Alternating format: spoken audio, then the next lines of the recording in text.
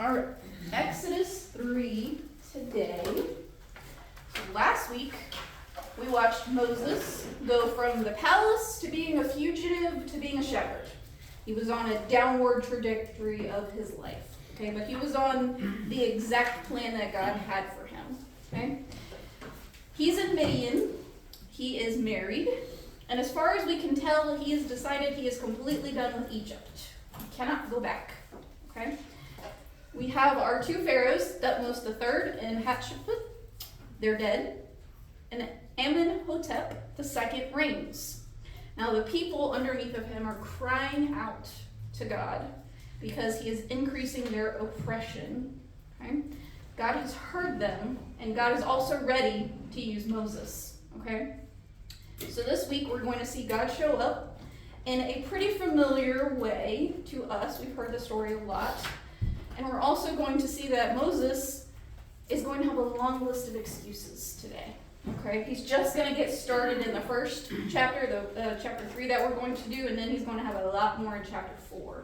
We're just going to deal with one of his excuses today, but he has a lot more saved up for chapter 4.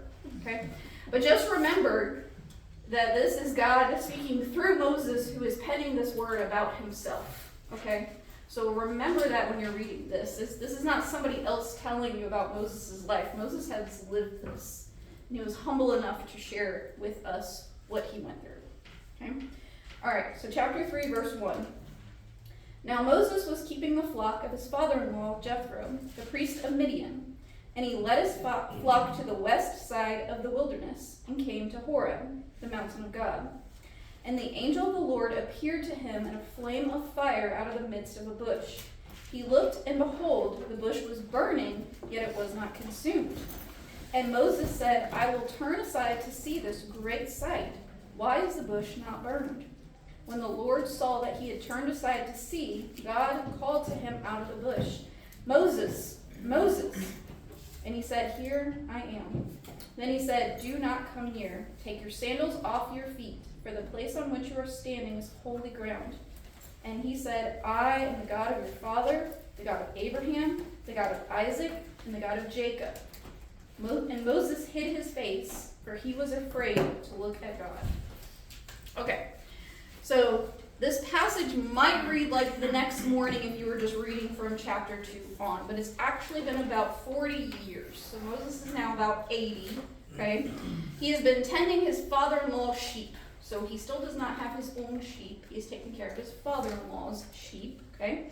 And he is on the backside of this mountain called Horeb. And it means desolation, because there's basically nothing there. It's a wilderness, okay? But he's got to feed his sheep. He's got to keep moving and get them water and get them food, so they have to keep moving. This is not exactly the most inspirational location that we would probably pick to meet with the Lord, right? We would probably want to meet with the Lord like on a beach somewhere with a drink in our hand, the waves crashing in the back, right? Not on the backside of a desolate mountain with a burning bush, right? Yeah. Probably not what we would pick, okay? But this is how God shows up. He shows up in sometimes the most unlikely settings, and this is how he's going to show up for Moses. So Moses is walking along, tending his father-in-law's sheep, and he sees out of his peripheral this bush that's on fire. And he just kind of turns back, because that's not unusual. When you're in a dry climate, as you know, it only takes a tiny little bit to start a fire. Okay, this could have been from lightning, this could have been from anything else. He's seen a bush on fire before.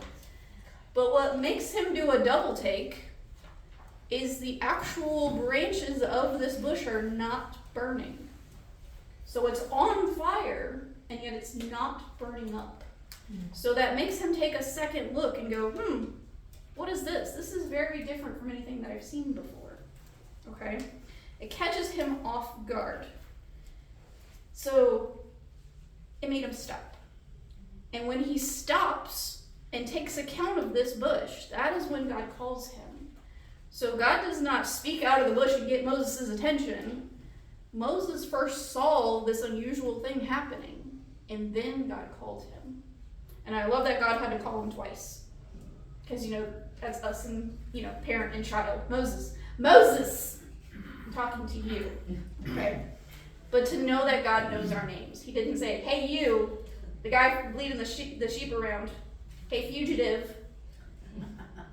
He didn't call him any of those things. Ex-Prince of Egypt.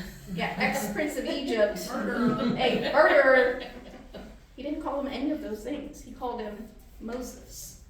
But he tells him to keep his distance, because I'm sure Moses probably went like this to lean in, and God says, wait, I need you to realize what we're doing here. I want you to keep your distance because the ground you're standing on is holy. Now, why is the ground holy? Is it holy because it's holy ground? No, because God is there, and his presence is making the ground holy, okay? And he tells them to take off your sandals. Not because the sandals stunk, okay? It was a sign of humility, because in that time it was often servants that went barefoot. And so God is trying to tell Moses, we're going to shift your perspective here, okay? I know who you are. You don't know who I am, and you don't know who you are, but I know who you are, okay? So we're going to have a little perspective shift here. So he's saying, I am holy, you are not, and you're going to approach me with some reverence, okay? And then he identifies himself. He says, I am the God of your father. I am the God of Abraham. I am the God of Isaac. I am the God of Jacob. Not I was. Because Abraham and Isaac and Jacob are where? With God. Even though their bodies are dead and decayed, have long since decayed, God has them. Okay, so he says, I am still the God of Isaac and Abraham and Jacob. So he's not a new God. This is not a regional deity that he stumbles upon and is getting, introduced to this new God. He is the same God who has had a covenant for hundreds of years with these people. Okay? And Moses hides his face. He literally hides his face because he does not wish to look upon God. He's afraid, but it's a good afraid. He's not afraid, quaking in his boots like God's going to strike me down here dead. He's in reverent, holy fear. He realizes who he's talking to. And it's the right response. Okay? Because the moment we're completely comfortable in God's presence, we probably have the wrong view of one of us. Okay? So Moses realized who he's talking to. All right? So I want you to think about some of the ordinary routines that you go through your life. And maybe on the next time you're going through some of those just ordinary routines, maybe stop and think about that. Is God trying to speak to you through some of those ordinary things that happen in your life? Maybe it's while you're driving your car to the same place you drive your car 5 times a week. Or maybe the same place that you visit, or the same people you see. Maybe God is trying to get your attention there. Maybe he wants you to stop and take notice of him in those moments like he did with Moses. Okay?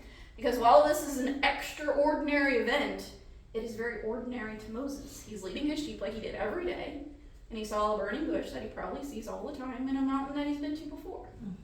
What did you say? When we are completely comfortable in God's presence, we have the wrong We view probably have the of wrong one view of of us. one of us, either me or Just God. hit the nail on the head for Yes. mankind in a little bit. Yeah. When we are just Somebody comfortable. smack me. Yeah. I feel like those aha moments. Aha! We probably have the wrong view of one of us. I've been struggling a little bit. And I used to have really good prayer time in the morning, and it's been off. I don't know. Yeah, probably just need a little bit of a perspective shift. Yeah, we have the wrong view of one of us. And that's okay, because we get to change that I'm perspective. sure it's not me. I'm fine. I have the wrong view of God. It's not me. I have the wrong view of him. Okay, sorry. No, don't say sorry. I love that. All right, so we're going to go on to verse 7. Then the Lord said, I have surely seen the affliction of my people who are in Egypt, and have heard their cry because of their taskmasters. I know their sufferings, and I have come down. I have come down to deliver them out of the hand of the Egyptians, and to bring them up out of the land, to go to a good and broad land, a land flowing with milk and honey, to the place of the Canaanites, the Hittites, the Amorites, the Pezerites, the Hivites, and the Jebusites, and all the other ites. All the ites. And now behold, the cry of the people of Israel has come to me, and I have also seen the oppression with which the Egyptians oppress them. Come, I will send you to Pharaoh, that you may bring my people, the children of Israel, out of Egypt. But Moses said to God, who am I, that I should go to Pharaoh and bring the children of Israel out of Egypt? He said, but I will be with you, and this shall be the sign for you that I have sent you. When you have brought the people out of Egypt, you shall serve God on this mountain. The one we're standing on right now, Moses. This one. Where is this one? It's not Egypt. Right. Okay, this one. We're going to come back to this mountain. Okay? I have a question since Mhm. I watched last week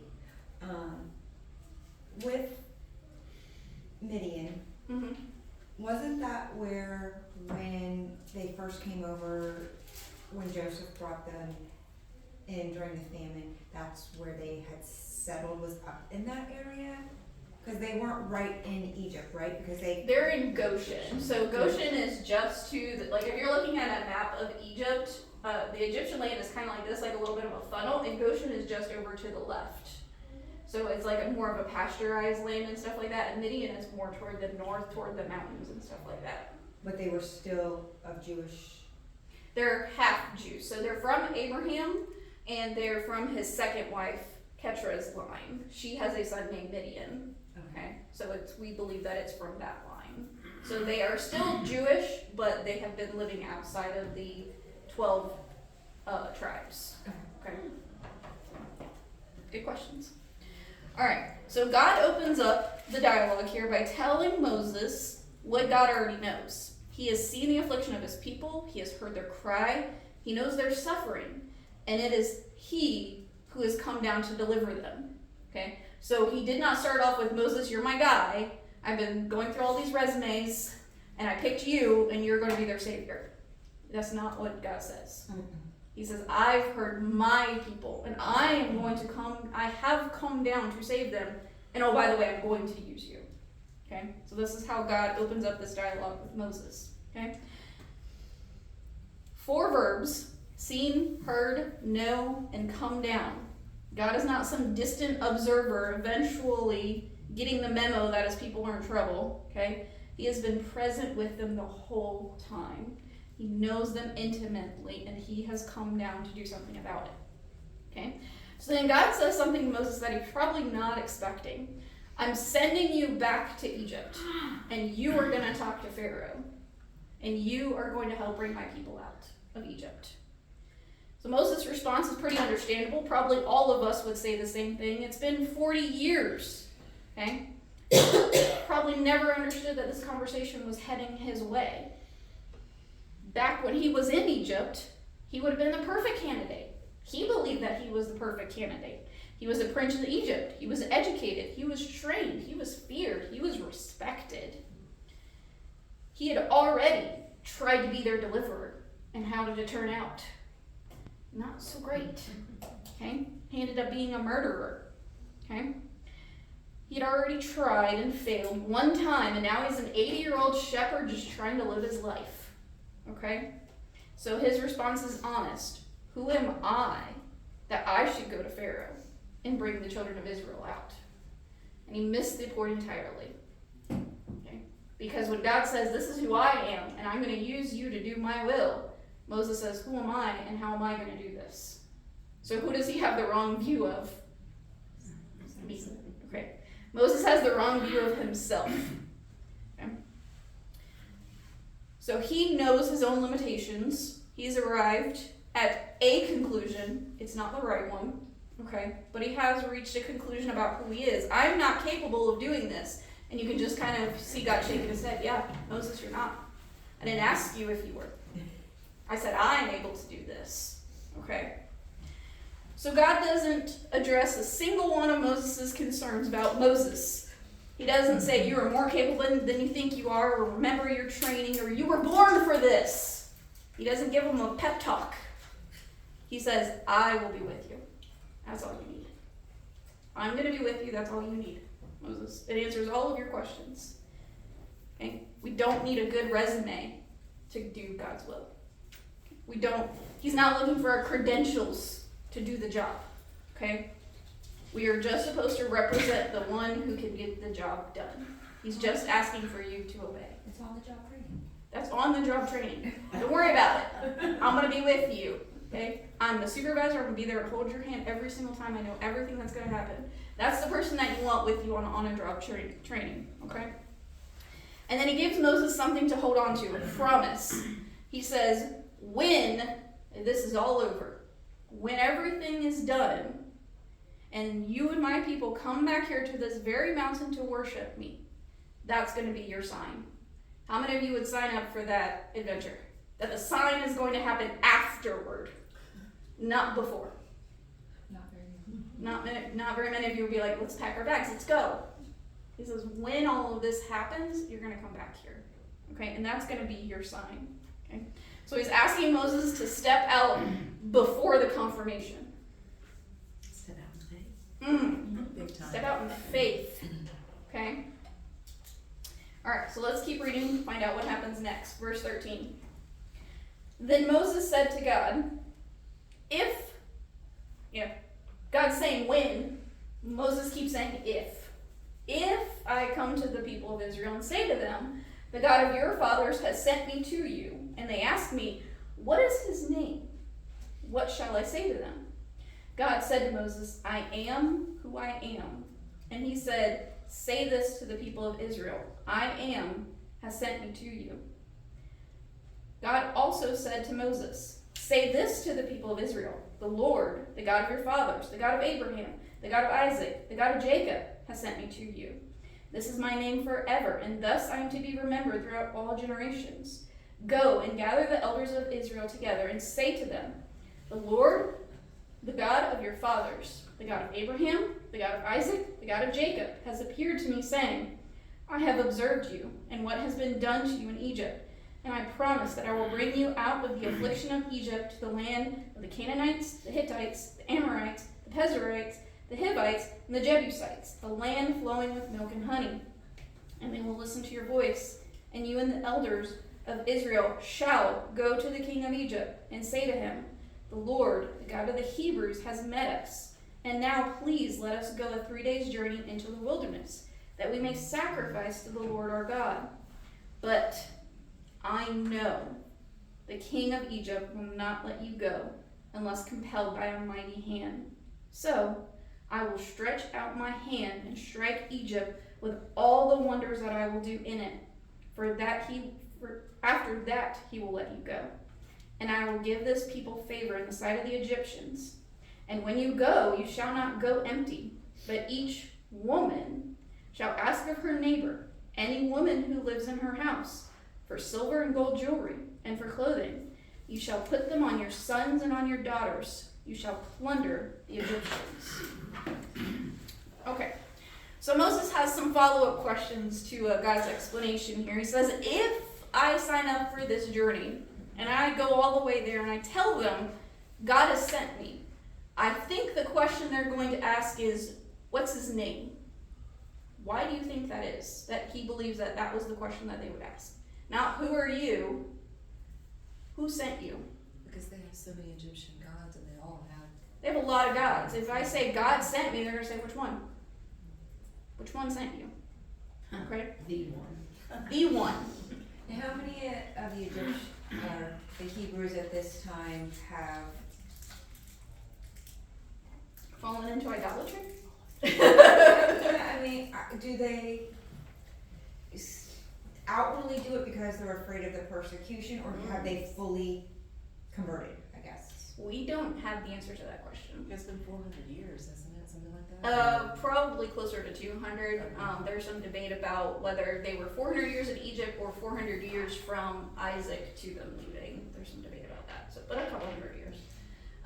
So we're not exactly sure how entrenched they are. Okay? We know that the Egyptians keep them distinct, but I'm sure that there's some form of idolatry. Just don't know how entrenched it is. I think It has been. I think it's like very pointed that he says, I'm not your God. Like, this is not, I am the God of Abraham and Isaac and Jacob, because I feel like that because they were with in that society with all those idols, and Mhm. maybe they were worshiping all of them along with God. Yeah. Then he reminded them, Who they were. because they remember the patriarchs, they Yes. know who Abraham, Isaac, and Jacob are. So he said, Yeah. this is, Why does he also pull out Abraham, Isaac, and Jacob specifically? Because that's history. Not They just knew. history. Because they knew. They were the ones who have the Yes, covenant. that's right. Okay, so they are the covenant holders. Okay, so he is reminding them, I have not broken the covenant. Who's broken the covenant? They have. You have. Well, they were crying out to God. I mean, well, I was gonna ask So- that, like, were they praying to God and he heard them, or were they just groaning, Yes. you know, and they heard Both. was one. Probably Yeah. both, and probably like, well, we've been praying to all these Egyptian gods. Pray to ours and too, nothing's happening. and nothing's happening. We just keep groaning. Especially Okay. after that time. Yes. The oppression just keeps getting worse. Every time we pray, every time we keep doing this stuff, the oppression is just getting worse. Okay? So by this point in their history, God has actually been known by several names to them throughout Genesis. God Most High, Almighty God, Everlasting God, the God who provides, and the God who sees. So they knew God by a couple of different names. And he doesn't choose any of those. He chooses an interesting one. I am who I am. Tell him I am sent you. It's interesting. More literally, he's actually saying, I am the one who has always been, I am the one who always is, and I am the one who will always be. That's what he is saying when he says, I am who I am. Okay? We shorten it to Yahweh, and it's often indicated in your Old Testament by the all, L-O-R-D capital. So when you say L-O-R, all cap, okay, that is our Yahweh. Oh my gosh. I just completely blanked. You got the H, I think? That's not right. Y-A. What's No, the, we don't want the vowels. not vowels. Yeah. Forget now. Y-H-W-H? Yes. Okay, Yes. that's Yahweh, thank you. I'm over here like, how do you drop a letter out of a word? Like, what is it? So when That's you all see, Hebrew. it's all the Hebrew, but it Pretty much. completely blanked out of my head. So when you see Lord, all the lower cases, that's more like saying like sir, okay? Like that's the authority title. But when you see all capital letters, that's Yahweh. That's a place for Yahweh. The I am that I am, I always will be, I always have been, I always is. That's Yahweh. Okay? So God tells Moses to say, Yahweh has sent me. But this is not a new name. A lot of people think that God first introduces himself here, but he's not. It actually appears in Genesis 160 times. Okay, so they knew this name. And even Moses' own mother, Jochebed, we said her name means Yahweh is glorified. So her name actually has Yahweh's name in it. Yahweh is glorified. So he has this personal connection to God that's always been. Okay? He's not introducing himself with a new name or a new title. This is a God who's always been. So God then gives Moses the game plan. All right, Moses, huddle up. I'm going to give you exactly what I need you to do. And all of us would go, God, sometimes I wish you would just give me the game plan like this. He told Moses exactly what to do and exactly the order to do it.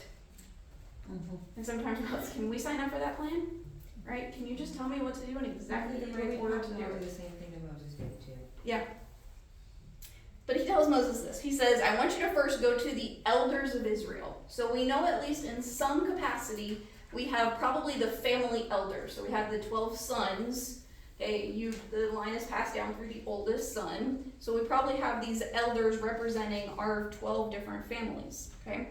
But they don't have any authority in Egypt. Okay? He says, tell them the God of their fathers has appeared to you and it's time to leave Egypt. Then go together, all of you and the leaders, to Pharaoh, and I want you to ask him permission to travel for 3 days in the wilderness to go and worship. Now, is this God's plan for a return trip? Is he giving them a 3-day pass? No. He knows what he's going to come up against this Pharaoh. He knows what asking for a 3 days journey would mean to Pharaoh in Pharaoh's ears. And we're going to get to that when we get to Moses talking to Pharaoh. And God tells Moses something very important.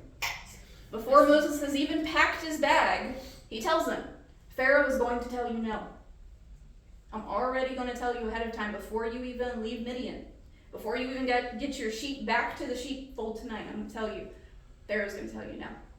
That's okay. That's okay. That's part of the plan, and Pharaoh is going to tell you no. God is not surprised by this. He's not hoping things are going to go smoothly with Pharaoh. He already knows Pharaoh's heart. Okay? He knows exactly what's going to happen, and he's already got a plan for Pharaoh's no. Okay? He's not up there crossing his fingers going, I hope Pharaoh says yes. I hope he says yes. He's going, don't worry about this, I got it. There's a chance. I got it. I got this. I've already planned for the hardness of Pharaoh's heart. That's not an obstacle to me. Okay, we're actually going to use that as part of my plan. It's all going to be this great setup for the display of my power.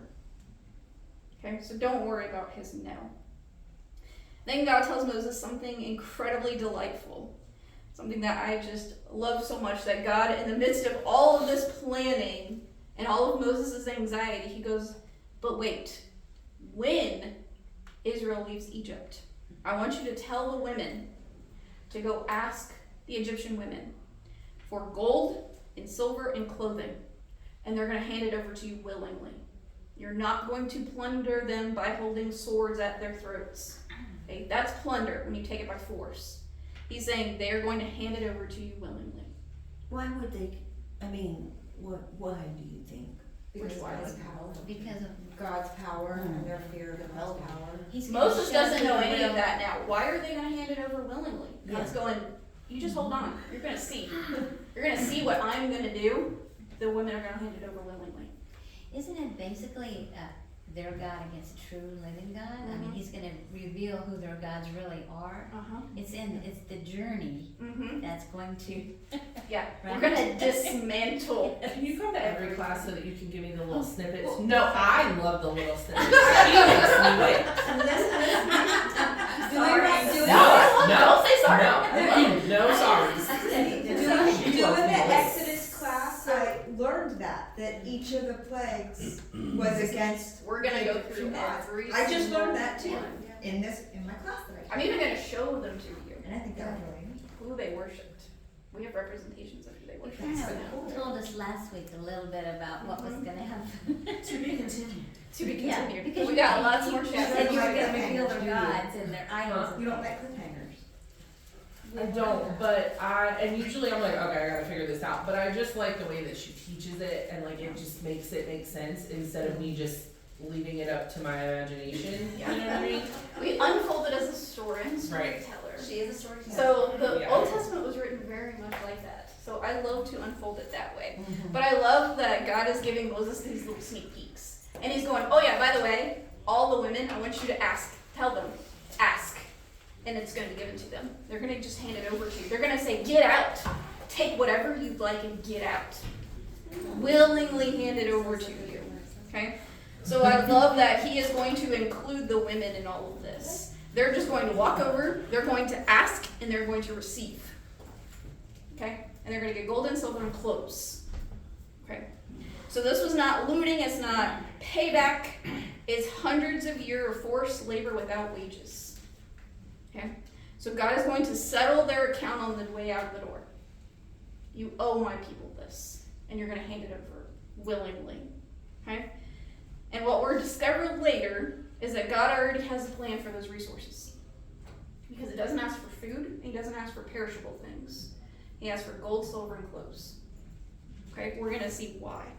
That he has a plan for even those. So God has this very detailed and very sovereign, very already accounted for plan, and he knows everything, and he's telling Moses all of this.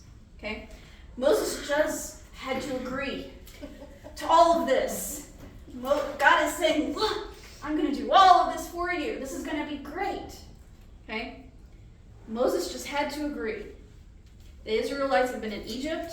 They built their lives. They buried their dead. They planted roots there. But it was a place that God never intended for them to settle.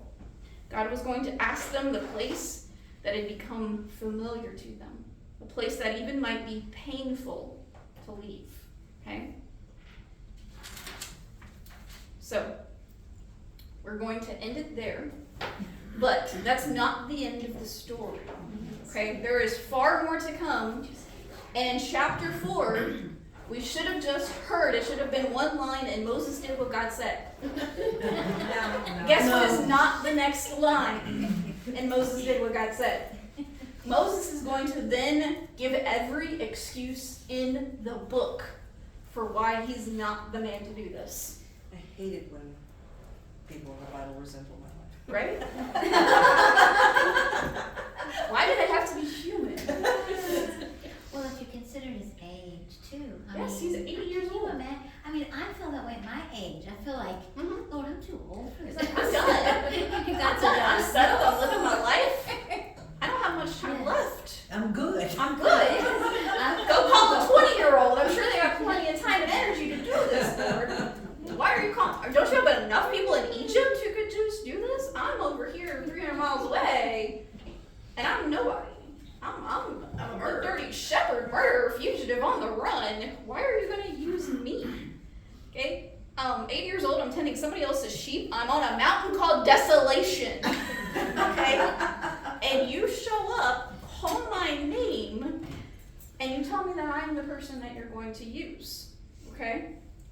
Moses doesn't feel qualified. He knows his limitations, but God's not looking for somebody qualified.